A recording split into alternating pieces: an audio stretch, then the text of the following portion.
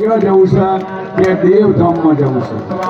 આ દેવોની ભૂમિ છે, આ સંતોની ભૂમિ છે અને હજારો ને લાખો લોકોના અહીંયા પાવન પગલા પડ્યા છે માના વાંગણા.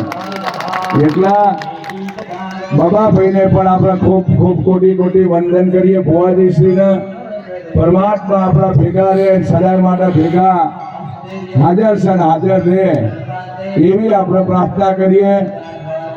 અને ઊંડઈ ગામના બાચેહરના આ જગ્યાના આપણે દેવધામ નામ પાડીએ છીએ. દેવધામ અહીંયા દેવોનો વાહો થઈ ગયો છે, અહીંયા મહાપુરુષોના પગલા પડી ગયા છે, આવા સેવકોના અહીંયા પગલા પાવન પડે છે. એટલા હજારો લાખો લોકોના પગલા પડે એટલે દેવધામ થઈ જાય. એટલા આ દેવભૂમિ નામ છે એનું દેવધામ રાખજો બાચેહરનું.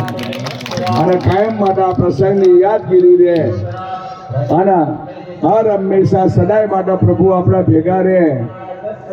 જીવનમાં પરમાત્માની આપણા ઉપર કૃપા કૃપા રહે સદાય માટે પ્રભુ આપણા ભેગા છે ભેગા રહે. માતા પિતાની સેવા કરવી, નકર ઘણા લોકો મા બાપને ઘરડા ઘરમાં મેલે છે. કઈ ગામના બાબાભાઈના વડવાઓનું પૂન હશે ત્યારે આ બધા મળવાઓ રોપાણા હશે. આજના રૂડા દિવસે કાહવા ગોગા મહારાજના આમંત્રણ કર્યા, સાધુ સંતોના આમંત્રણ કર્યા, બધા ભુવાજીઓના દેવોના આમંત્રણ કર્યા.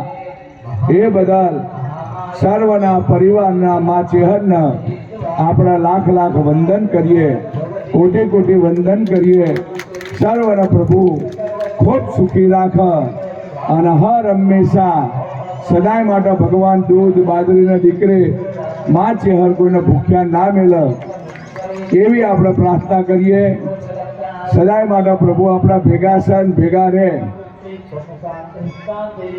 એક તમને ટૂંકો દાખલો કહી દઉં કે એક મહાત્માજી હતા,